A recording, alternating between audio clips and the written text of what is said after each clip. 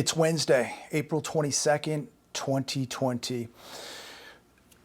Dow Jones up over 500 points today as millions of barrels sit offshore in giant tankers with nowhere to go, as businesses are shut down, as the economy is frozen, as tomorrow's jobless numbers will put us over 25 million people being jobless in just the last 5 weeks.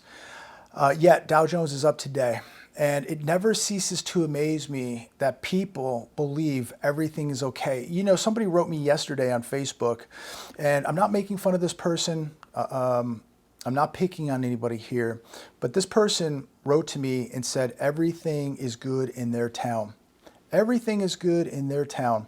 So either this person lives on Mars, or this person has some very serious mental issues and just cannot comprehend with what is taking place in the U.S. economy. And again, I'm not picking on anybody, but there's a lot of these type of people who just cannot accept what is going on. And maybe you live in a small town of Mayberry where everything is okay, but let me tell you this, your country financially is burning to the ground. 25+ million people now jobless in 5 weeks. Oil industry being decimated. The U.S. economy completely frozen. People defaulting on loans, cars, houses, rent. People now in food lines. People are in survival mode. So while everything is good on Mars or wherever your little town is, the reality of the matter is your country is in very, very big trouble. And if your town is doing good right now, it's not going to be doing good much longer, because what is happening to the U.S. economy is going to affect every man, woman, and child right here in America and on planet Earth. So, article that I went over last week on wolfstreet.com, and we were talking about the unemployment numbers. Even though these numbers are insane, they're even worse than being reported, because as I've said in the past, many independent contractors are not being included. And another thing we're not including is people who maybe were working 2 or 3 jobs, losing one of those jobs, but still working. So maybe they had a job and 2 side hustles. Maybe they lost one of their side hustles. Maybe they lost both of their side hustles, but they still have a job, but they've lost 2 hustles. And that's an enormous cut on their income. Those people are not being counted. But when we go through these numbers, if we look at the claims that we got last week, California lost 660,000 jobs. That's how many people filed jobless claims right here in my state of California. New York, 395,000. Georgia, 319,000. Texas, 274,000. These numbers are enormous. Tomorrow, we will get the new jobless numbers, and I expect them to be over 3 million, putting us over 25 million jobless claims in the last 5 weeks. So things are not getting better here in America. No matter where the Dow Jones goes, it's irrelevant now, because the real economy on Main Street, where you work, where I work, your town, my town, the middle class, the poor, are being decimated while people stand by and believe everything is okay. So again, it's just appalling what we are witnessing, and it's even more appalling that people believe that things are going to be okay. When are people going to wake up and see what is going on here? What's even more concerning is how people are handling this entire shutdown. And what's really concerning is this isn't even the crisis yet. We haven't even hit the crisis. This is just the warm-up. Things are going to get much worse here in America, but when we look at how people are handling the situation right now, there's some real interesting figures here I want to go over with you. And remember, we're not even in the crisis. We're 4 weeks into this thing. Drinking is up 30%. The average American is streaming 8 hours of shows and movies. Online poker revenue is up 100%. iGaming revenue reached a new record in March of $648 million. Suicides going up, overdoses are going up, drug use is going up. The big crisis isn't even here yet, but it's coming. And this is how people are dealing with the situation we're in right now. This is what they're doing. And people are really failing. The average American is failing. They are not prepared to handle the real crisis that's coming. What's also very interesting is, what are people doing with their $1,200 checks? Well, there's an article online here today, stimulus bankrolls, 22% jump in adult entertainment site traffic, 204% in hard-hit Washington state. So what are people doing with their stimulus checks? This is how awake the average American is. They're not even spending it on big screen TVs. They're spending it on adult entertainment.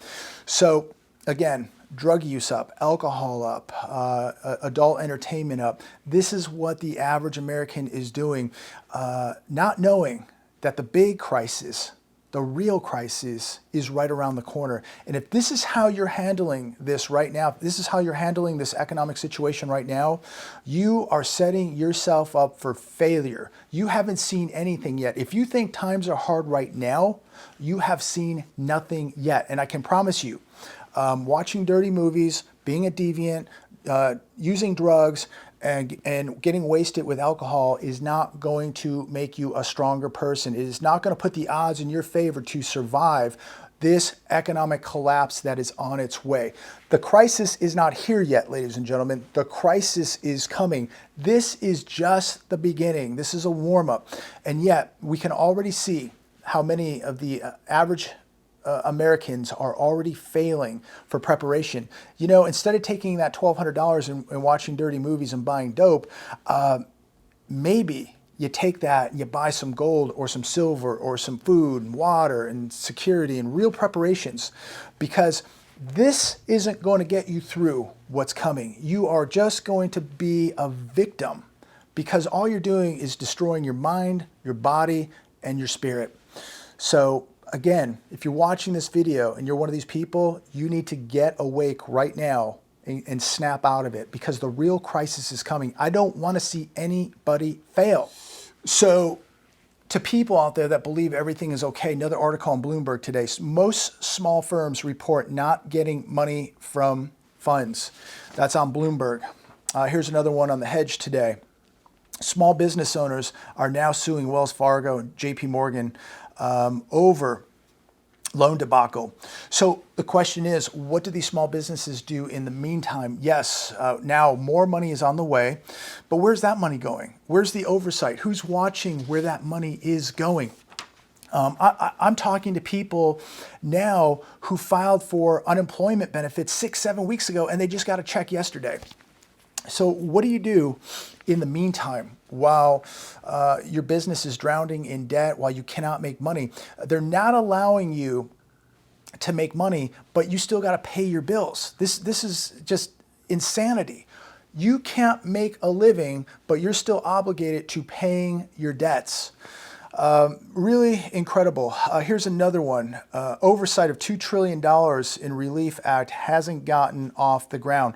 So a lot of this money hasn't even gone out yet for the 2.2 trillion. Who's watching the money? Who is watching the money, and who knows where this money is even going? What we do know is that Ivy League colleges such as Harvard are getting millions of dollars in relief, while they have endowments in the billions. So just imagine the audacity of Ivy League schools taking this money when small business needs help, when the average American needs help. And we have Ivy League schools with endowments of multi-billions of dollars taking money. Here's another one on The Hedge.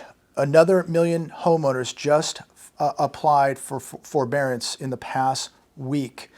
And what's interesting is, too, that most people are under the impression that if they file for forbearance, that their credit's not going to be dinged. And the credit companies say that they can't they can't report it, but what they do is they note it. And people, I've heard that have done this. There's a note on their credit that they did a forbearance, and they have been dinged 75 points on their credit. So you may think that this isn't going to affect your credit, but it is going to. What's even more interesting here is, you know, how many people did not have an emergency fund that they could not go one bad month without filing for forbearance because they didn't have enough money put away to make a house payment. And I wonder how many of these people have $600, $700, $800, $1,000 car leases, but they need forbearance because they have no money put away. We are in a time now where people don't look at how much something costs. They look at the payment. Can they make the payment? And as long as they can make the payment, they feel that they're okay. Unfortunately, they think nothing bad's going to happen. There's never going to be a rainy day. There's never going to be a bump in the road because all they look at is I can make the payment. But they don't think about maybe their spouse losing a job. They don't think about an emergency now that's taking place. They don't think about a bad economy. They think that everything's going to be hunky-dory and that there's going to be no emergencies in life. And so they have no money saved up. They just look at the payment. I can make the monthly payment so I can afford it. And most people now are finding out that they cannot afford the house they bought, they cannot afford the cars that they bought, and they cannot afford the lifestyle that they thought that they could once afford. Good article in the Wall Street Journal yesterday. States burn through cash for unemployment payments. The states were already broke. Many states were already broke before this, and now they're being vaporized quite literally with these unemployment benefits now that they have to pump out. We are going to see a time, no doubt, as we take Illinois as an example, a state already defaulting on its debt, where the federal government is going to have to step in and bail out states. And it's not going to just be Illinois. It's going to be multiple states that are going to need to be bailed out. And this is going to cost trillions of dollars. And so while people think everything is okay in their little town, more than likely their state that town is in is already broke. Their pensions in that state are probably unfunded, but their little town of Mayberry is okay. And that little town of Mayberry may be in the state of Illinois, where they're in a pension crisis. They can't even pay their lottery winners. They're absolutely broke. They're defaulting on debt. And this is going to get much worse across the country. The pension crisis is going to get much worse. And so expect to see the Fed printing trillions of dollars, blowing their balance sheet sky high, devaluing the purchasing power of your dollar. I mean, everything quite literally now is going to be bought up and supported by the Fed because nobody's working. There is no economy. The states are going broke. Households are going broke. Corporations are going broke. I mean, I don't even have the words to express where we are at this point. This is beyond the twilight zone. March home sales drop 8.5% as sellers take properties off the market, and the coming months look worse. This is on CNBC. I think we are going to see the biggest housing crash in history. Existing home sales could decline 30 to 40% in the coming months. I mean, this doesn't take rocket science to figure out that when you have a frozen economy, when you have 25 plus million people going jobless in just 5 weeks, what do you think is going to happen to the housing market here in America? And these people in forbearance, you know, they're buying time, but what's going to happen is they're going to have to make up those 3 months of payments and then pay the fourth. So if you get 3 months of forbearance, you're going to be obligated to pay that fourth month when that's due. So you're going to have 4 months. It's like a giant balloon payment. And if people are in this much trouble in 4 weeks, I don't see how forbearance and just putting off debt for a few months is going to save them when they don't have a job and we have a frozen economy. And when this economy does open up, it is still going to be frozen. Many states are not going to open up, and the ones that do are going to be very regulated on how they open up. So as I said it in my last video, if you have a restaurant with 20 tables, you've got to have social distancing. So you may only have 10 tables. So that's half of the revenue now that your restaurant was bringing in. Is your lease payment, is your rent payment going to go down? What if it doesn't? At the end of the day, you're going to be selling less food, and you're going to have less employees. And now if you fire an employee, you're obligated to pay that loan back, right? So it's going to be a very interesting time here in America how this all works out. But it just seems like every day that goes by that we are not opening business in America, businesses are dying off. And there are already businesses now that in my area, and I know in your areas, that are closed permanently now, especially the restaurants. They're not reopening, they're not getting a loan, and they're closed, they're done. Here's another article on CNBC. 52 million people worry about losing their jobs as loans are slow to get to businesses. So this is a real sad problem that the dollars aren't going to our smaller businesses. They're actually going to publicly traded firms. This is a complete disgrace. Everybody in America should be outraged that this is going to larger chains, larger restaurant chains, larger retailers. It's going to Harvard. It's going to Ivy League schools. It's going to hedge funds. I mean, it is a complete disgrace. Wow. Our middle class, small business owners are getting decimated. And this is going to have enormous consequences to our cities and our states. Just think about the tax revenue that is going to be gone when these little restaurants and these little retailers are gone in your town. They pay taxes, they employ people, and vendors. I mean, there's so much connected to this, to the wholesalers that sell the food to these restaurants, to the window cleaner, to the landscaper.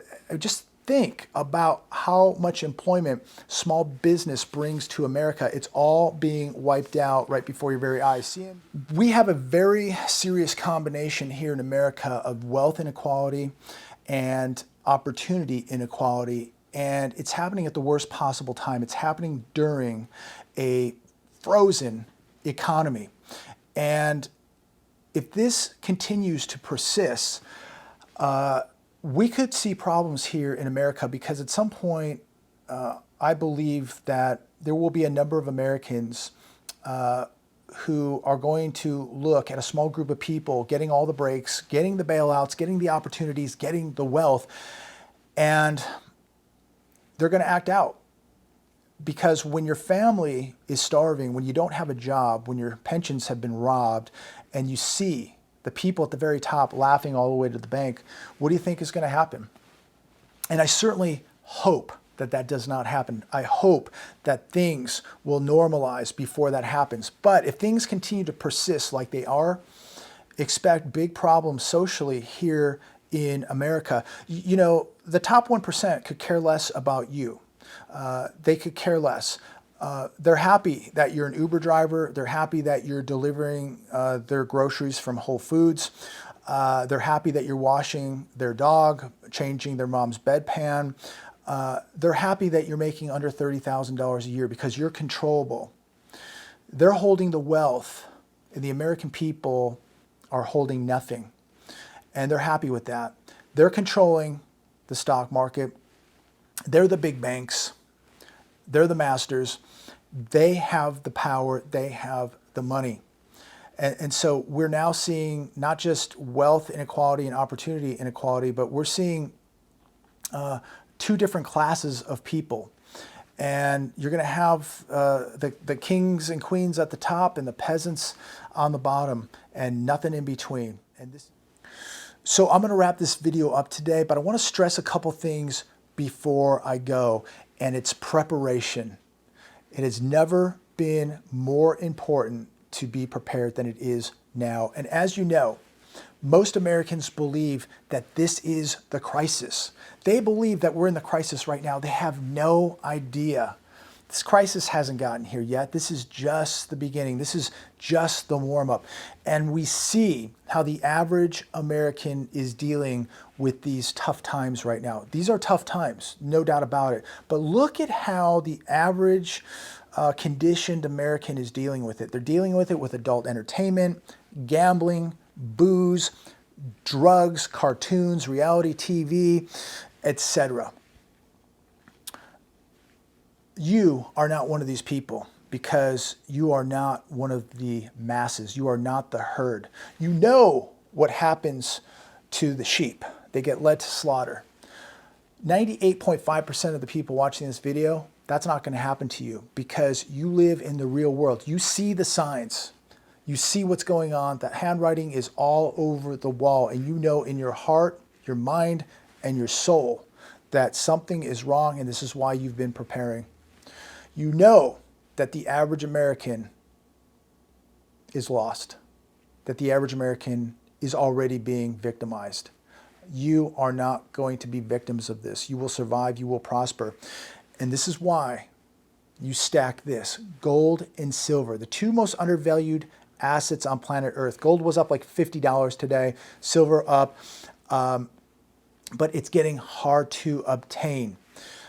Most websites I go on, everything is gone. There are some places where I think you might find some availability of certain coins. As you know, I deal with SD Bullion. I have a link down below. Excellent company. I back them 100%. That's pretty much who I deal with 99% of the time, unless I'm at a pawn shop and I buy something on the spot. Otherwise, SD Bullion, link down below. But there's a lot of good companies out there. Deal with who you like dealing with. See if anybody's got anything available. Go to your pawn shop. Go to your local coin dealer. Go to where you can find availability right now because it is getting harder and harder. CNBC, Bank of America raises gold forecast by a whopping $3,000 because of 0% interest rates. That's on CNBC. I'm not telling you what to do. I'm not a financial planner, but I'm telling you what I'm doing, what a lot of my friends are doing. And again, when you see the writing on the wall with 0% interest rates, debt bombs, not debt bubbles now, we have debt bombs everywhere. And I truly believe that you need to be betting against the debt. This is going to be propped up for who knows how long, but at some point they will lose control. And when they do, you do not want to be holding paper. So I cannot stress enough the importance of holding real assets. I continue to reiterate this on a daily basis because I see the devastation that is taking place to this economy, the massive money printing, the debt bubbles that are going to blow up, the housing market that is going to blow up, the bond market that will blow up. Everything is going to blow up sooner or later. And I truly believe you have to be diversified in cash, gold, silver, and also Wall Street Journal article today. Why walking matters. You have to be your own asset. You need to take care of your health, take care of that body, because times are going to get very difficult here in America. And if you're out of shape, if you're sitting on the couch every day eating Twinkies, waiting for your stimulus check, you are going to be a victim of what is coming. I promise you that. The best thing you can do is get out, take a walk, go on a hike.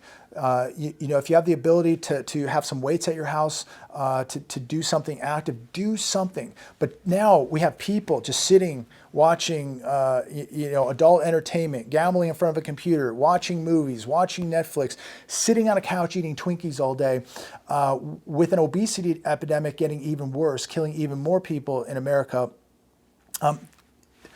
This is not putting the odds in your favor. This is going to make you a victim. So take care of your financial health. Get some assets like gold and silver, and take care of your physical health. Go out for a run, a jog, a walk. Do something. Just get the blood moving. So take care of the body. Take care of the mind, the soul.